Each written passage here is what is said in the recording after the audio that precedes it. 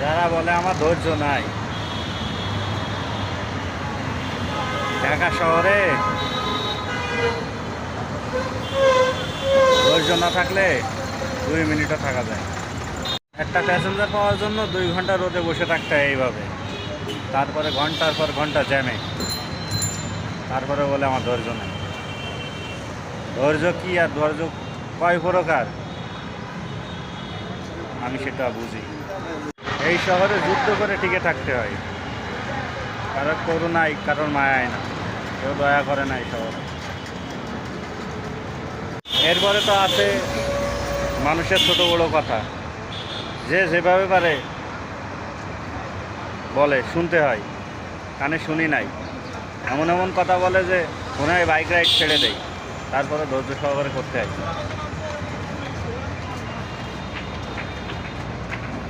রোদ নেই, বৃষ্টি নেই, ঝড় নেই, এইভাবেই, এই রোদে এইভাবেই বসে থাকতে হয়। কখন একটা প্যাসেঞ্জার আসবে।